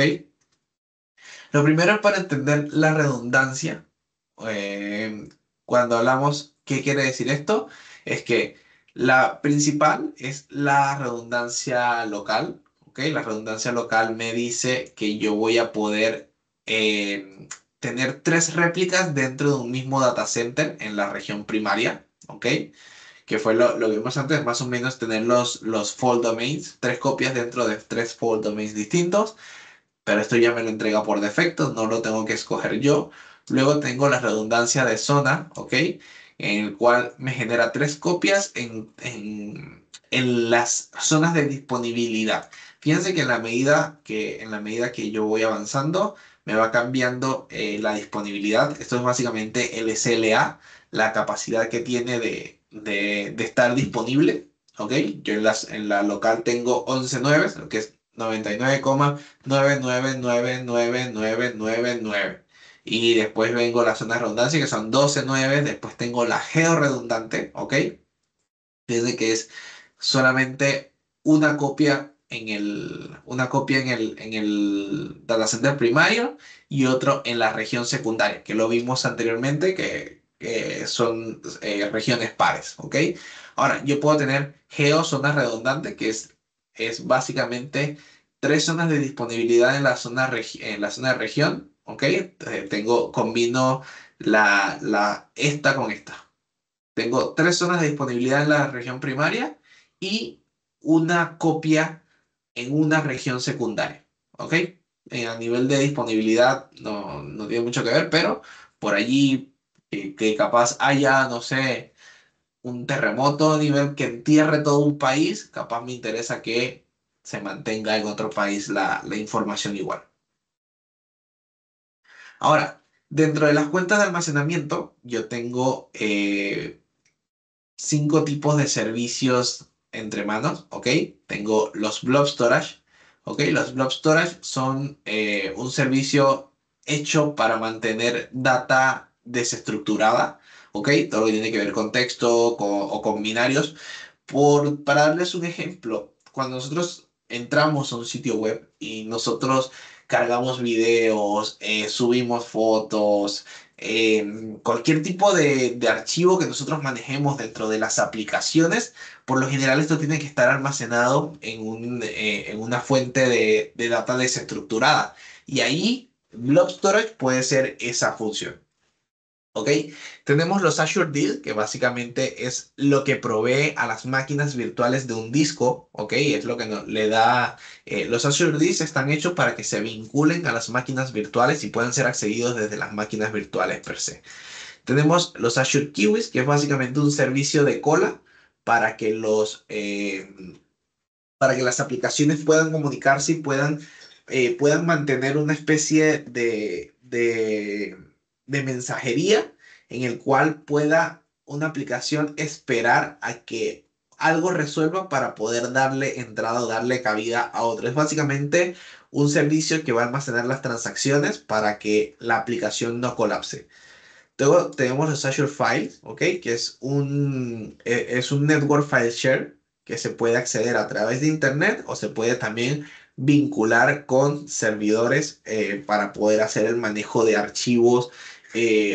Básicamente viene a ser un reemplazo a lo que es un file storage, un file server, ¿ok? Pero esto es un servicio directamente nube. Y están los Azure Tables, que es básicamente un sistema de almacenamiento basado en llave y atributo, ¿ok? Para poder hacer esquemas no relacionales. Entonces, todos los servicios de cuenta de almacenamiento, fíjense que tienen un public endpoint. ¿Ok? El Blob Storage también sirve como data lake. ¿Ok? Y estos son los endpoints por los cuales yo puedo llegar a ellos a través de Internet. ¿Ok? Y al mismo tiempo yo tengo niveles de acceso de todos estos servicios. ¿Ok? En donde, obviamente,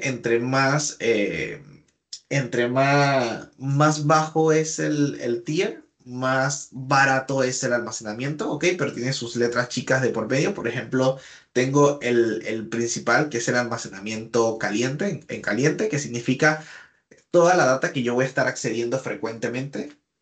Ok, por ejemplo, respaldos incrementales, por ejemplo, todo lo que comenté ahora de los sitios, de los archivos de los sitios web.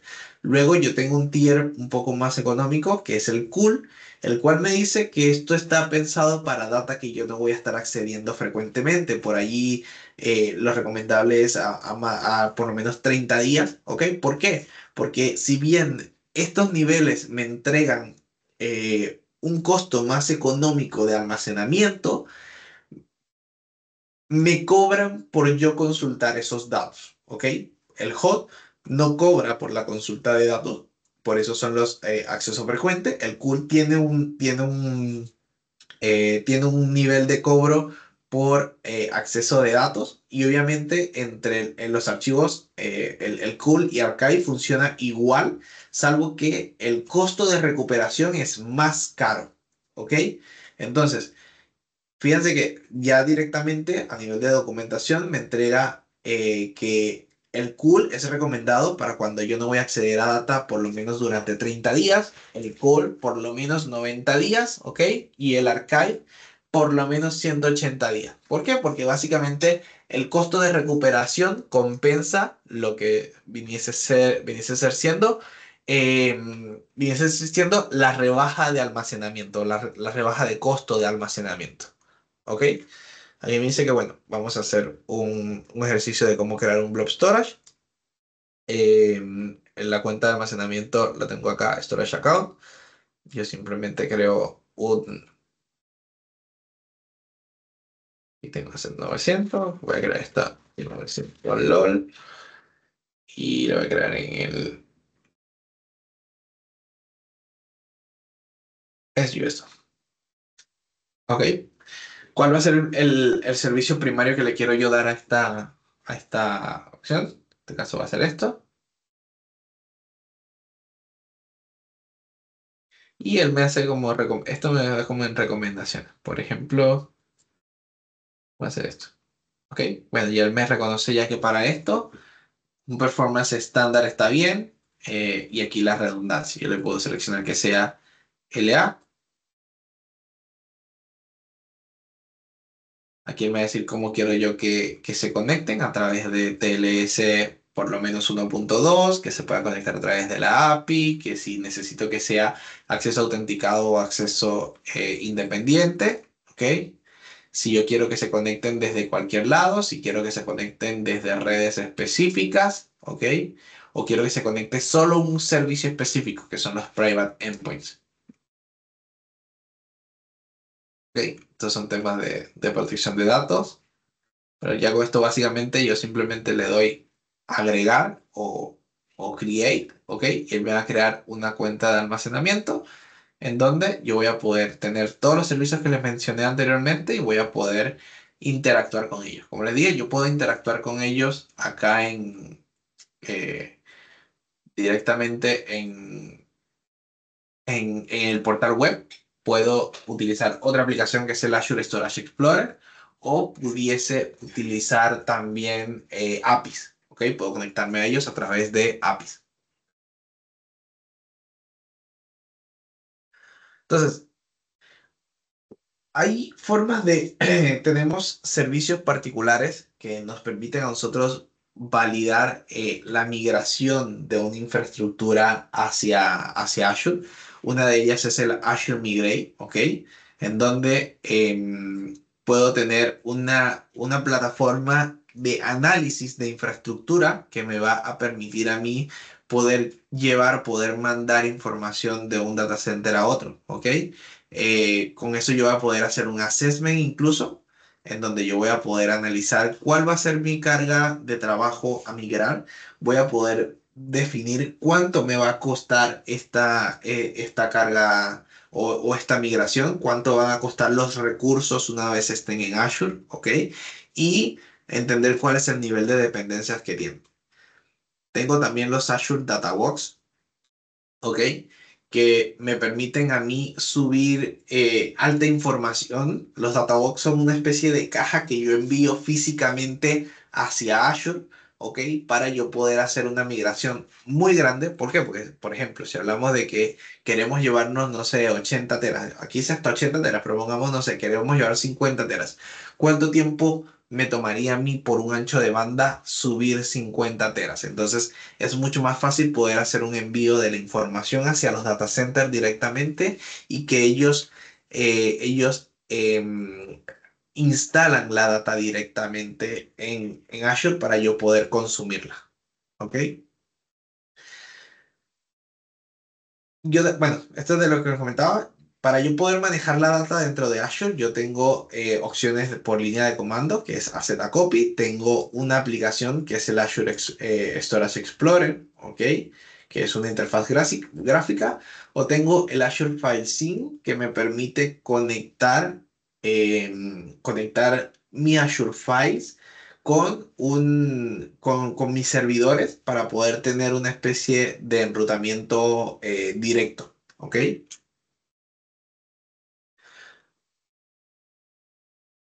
Ahora, hablando sobre el último módulo, hablemos de la identidad, ¿ok? Aquí vamos a hablar un poco de lo que es el Microsoft Entra ID. Vamos a hablar sobre los métodos de autenticación, sobre lo que es el single sign-on y el multifactor de autenticación, ¿ok? Y vamos a entender un poquito cómo funciona el tema de la seguridad dentro de Azure, ¿ok? Microsoft Entra ID. Principalmente como lo comenté, es un servicio nube, el cual me permite a mí poder mantener una autenticación y una autorización, ¿ok?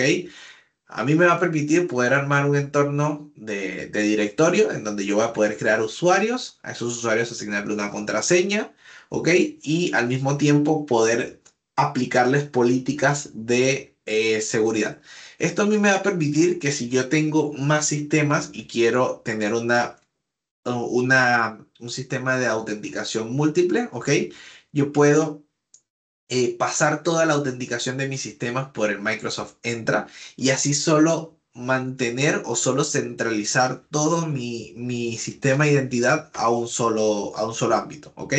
Hay que entender que el Microsoft Entra trabaja con una autenticación a través de OAuth, ¿ok? Quiere decir esto, que esto es HTTP, esto va por internet. Es distinto a un Active Directory local, un Active Directory de Windows Server, en el cual la autenticación va por red privada, ¿ok? Yo voy a poder hacer un manejo de aplicaciones y voy a poder hacer una colaboración, por así decirlo, business to business. Al mismo tiempo, esto es lo que me va a permitir a mí abrir las puertas para un tema de device management, ¿ok? Yo voy a poder utilizar esto para utilizar esta identidad dentro de dispositivos y luego posterior poder vincularlos o poder administrarlos, ¿ok? Luego existe el Microsoft Entra Domain Services, que es básicamente la sincronización entre un Microsoft Entra ID con un Microsoft Active Directory, ¿ok? Que me va a permitir a mí poder establecer un puente, básicamente como lo comenté anteriormente, yo en el Microsoft Entra ID utilizo métodos de autenticación basados en web, ¿ok? O en REST. Y yo aquí voy a poder combinar ese Entra ID con un Active Directory muy parecido al que tengo on-premise para que pueda establecerse una autenticación basado en, basado en Kerberos, por ejemplo. ¿Ok? Entonces, que es básicamente para nosotros poder correr aplicaciones legadas, aplicaciones que corren este tipo de autenticación en Azure sin tener que pasar sin tener que reestructurar nuestro entorno. Entonces, esto básicamente va a sincronizar todo mi bosque de usuarios nube en un Active Directory on-premise automáticamente. No tengo que hacerlo yo específicamente. ¿Ok? Entonces, una vez nosotros entendemos la forma de autenticarnos o de nosotros entender cómo va a ser la autenticación de nuestros servicios, ¿ok? Nosotros tenemos que entender dos cosas que funcionan dentro de la nube de Azure, ¿ok? Una cosa es la autenticación y otra para mí es la autorización. ¿Qué quiere decir esto? La autenticación para nosotros es la forma de identificar que una persona es quien dice ser. Esto nosotros lo hacemos nosotros nos basamos en crear una identidad con una seguridad base, que puede ser, por ejemplo, la contraseña, que es algo que yo sé, algo que yo tengo, por ejemplo, con los tokens de autenticación del multifactor, algo que yo soy, por ejemplo, cuando el token además me escanea mi cara para saber qué es mi identidad, ¿ok? Entonces, esos son los componentes que corresponden a la autenticación. Ahora, la autorización significa que además, si yo puedo demostrar que soy quien digo ser, ¿ok? Otra cosa es a qué tengo permiso yo de acceder. Entonces, básicamente es una seguridad en dos etapas. La primera seguridad tiene que ver con la entrada, ¿ok? Accedo al edificio, por así decirlo. Y la otra tiene que decir con que, bueno, si estoy en el edificio, de qué departamentos o de qué oficinas tengo yo autorización de entrar, es decir, de cuáles tengo yo llave. Entonces nosotros podemos asegurarnos y podemos manejar esto. Para para el multifactor de autenticación, de hecho, para Azure, Microsoft anunció que va a estar forzándolo para todos los usuarios que trabajen con Azure en los próximos meses. Básicamente, voy a poder utilizar una autenticación a través de dispositivo, ¿ok? Voy a poder utilizar una autenticación a través de mensaje de texto o yo puedo incluso utilizarlo a través de tokens externos. Token externo. Aquí dice, por ejemplo, lo ideal para un multifactor de autenticación exacto es básicamente poder validar algo que yo sé, que es lo que lo comenté anteriormente, la contraseña, algo que yo tengo, que es básicamente puede ser mi dispositivo, y algo que yo soy, ¿ok? Que puede ser mi rostro en este caso. Dentro de todo, existe la posibilidad de que nosotros podamos interactuar con external connectors a través de la colaboración B2B, ¿ok? En donde yo puedo tener vinculados usuarios de otros Microsoft Entra ID o incluso usuarios que utilicen otras fuentes de conexión como Facebook, Google, etcétera. ¿Ok? Yo puedo incluso vincular para que los usuarios se autentiquen con esos métodos de autenticación en mis aplicaciones. ¿Ok? Entonces, hablando un poco de la seguridad de identidad, hay algo muy interesante que tiene que ver con el Conditional Access. ¿Ok? Conditional Access es un feature o una característica de la gama premium del Microsoft Entra. ¿Ok? Microsoft Entra tiene un tier gratuito y tiene dos tiers premiums, en donde uno de los principales beneficios de esto es la posibilidad de yo poder hacer políticas de acceso condicional. ¿Ok? ¿Qué quieren decir las políticas de acceso condicional? Esto principalmente mitiga un poco el tema de cuándo se requiere el multifactor de autenticación. ¿Qué quiere decir esto? Si nosotros estamos con un Microsoft Entra ID gratuito, cada inicio de sesión nos va a pedir que autentiquemos con el multifactor. ¿Ok? Entonces, si eso nos empieza a molestar, con el Conditional Access pasa a ser un poco más llevadero. ¿Por qué? Porque yo puedo empezar a armar políticas en donde, basado en los usuarios, basado en IP o en la localización o en el dispositivo desde el que estoy accediendo, ¿ok? Y hacia dónde estoy accediendo, yo puedo simplemente emitir señales de que, bueno, si por ejemplo el usuario uno está accediendo desde un dispositivo que para la organización es confiable, ¿ok?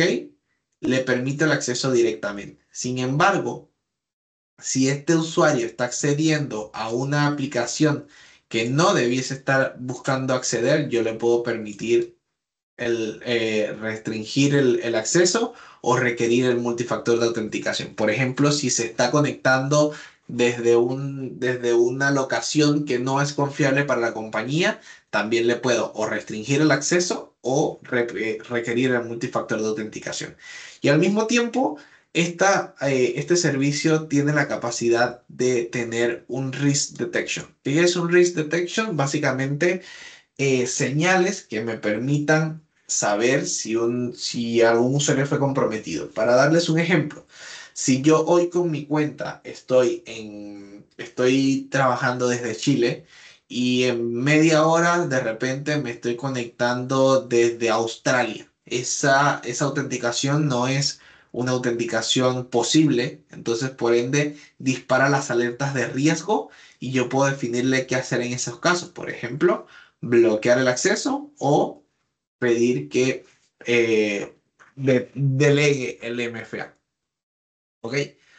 Y luego están los roles, ¿ok? Los roles dentro de Azure, lo comentamos anteriormente. Yo tengo la capacidad de poder suministrar roles dentro de suscripciones, dentro de grupos de recursos o incluso a nivel de recursos, ¿ok? Tengo roles de privilegio, tengo roles de funciones específicas. Por ejemplo, yo quiero que solamente un usuario pueda conectarse a una máquina virtual. Yo le puedo dar el rol de Virtual Machine Login, ¿ok? Por ejemplo, quiero que un usuario pueda administrar las bases de datos, yo le doy el Database Administrator y yo le defino si lo quiero dar a todo el grupo de recursos, a toda la suscripción o solo a la base de datos o a la máquina virtual que quiero que tenga acceso. ¿Ok? Entonces es básicamente un acceso basado en roles bastante granular que me permite a mí tener control de todos los puntos. Ahora, hoy en día las marcas están utilizando mucho un concepto que tiende a llamarse el Zero Trust, ¿ok? Que básicamente nos indican que podamos restringir o que podamos proteger todos nuestros assets o toda nuestra información, de modo de que siempre podamos validar quién es el que está accediendo. Y para esto, bueno, se utilizan distintas herramientas como lo es el acceso condicional, ¿ok? El acceso basado en riesgo, etcétera.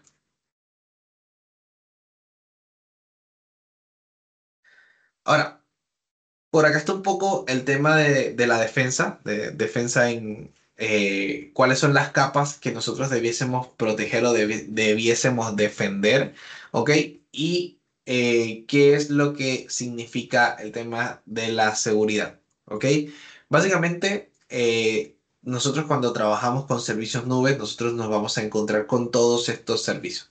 Por ejemplo, sabemos que por parte de Microsoft ya tenemos cubierto la seguridad física de nuestra información, pero luego yo tengo que asegurarme de cómo accedo yo a esa información, de si yo voy a tener redes, voy a tener que pensar en la seguridad de esas redes, en el cómputo, ver que el cómputo, el sistema operativo, etcétera, no tenga, mantenga siempre los parches de actualización al día, ¿ok? Que en mi aplicación no tenga una fuga de datos y obviamente que mi data o mi almacenamiento de datos mantenga una encriptación deseada, por así decirlo, para poder yo proteger. Son básicamente todos los puntos de lo que yo necesito o son todos los puntos que yo debería cuidar porque son básicamente los puntos en los que me pueden atacar. ¿Ok?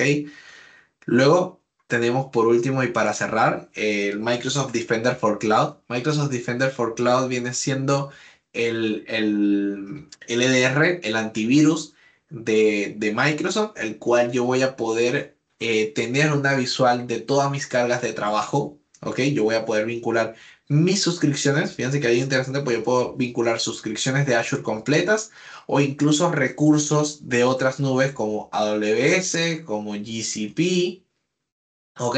O incluso recursos on-premise. Entonces yo voy a poder tener un inventario, voy a poder tener una seguridad profunda de mi infraestructura independientemente desde donde esté. Obviamente los recursos de Azure de cómputo están todos asociados al Defender for Cloud, ¿ok? Y luego yo puedo añadir cargas de trabajo adicional y poder ir analizando en dónde están mis vulnerabilidades y poder ir cerrando las brechas de seguridad. ¿Ok? Pero bueno, hemos llegado al final de la sesión. Muchas gracias por conectarse y por quedarse hasta el final el día de hoy. Este, por allí Jorge luego les va a estar haciendo llegar un enlace en donde les van a poder indicar el, básicamente la completación de los módulos de aprendizaje, ¿ok? Igual están disponibles por si ustedes quieren darle una segunda mirada, por si quieren revisarlo más en detalle.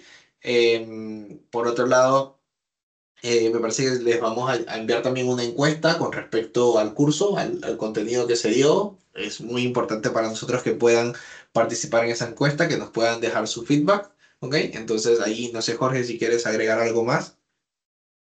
Le vamos a hacer llegar ese link, pero igualmente en el chat he dejado todos los landing pads que hemos visto el día de hoy. Todavía debían revisar un módulo 3 que abre toda la parte de cumplimiento y manejo de privacidad de Azure para su usuario, que está dentro del landing pad, deberían también hacer eso. ¿Ok? Dejé también, actualmente en el último link es un examen de pruebas de la Z900 para que puedan ver cómo es el examen, el tipo de preguntas que puedan salir dentro de eso. ¿Ok?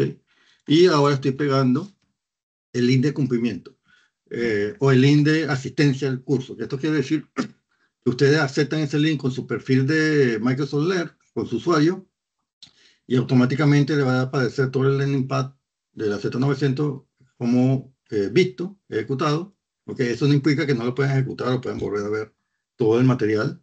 Y lo importante de esto es que dentro de su perfil, en la parte de logros, van a poder ver un certificado, ¿ok?, de cumplimiento del curso, de asistencia al curso, que van a poder compartir si quieren en sus redes sociales, tipo LinkedIn o cualquier otra red social, como evidencia de que pudieron ver de forma exitosa el curso, ¿no? Ahí se los dejé, por si acaso. Y desde lo de la encuesta, también se la voy a dejar por aquí, a ver, rápidamente. Un minuto que se me fue de la página.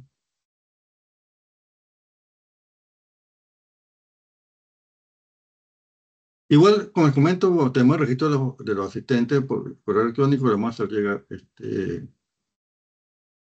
esta información, ¿no?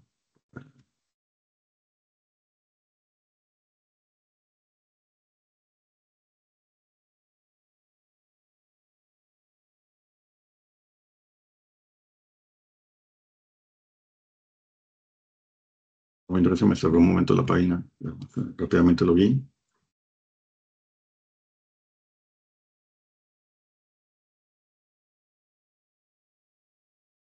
El curso Z900.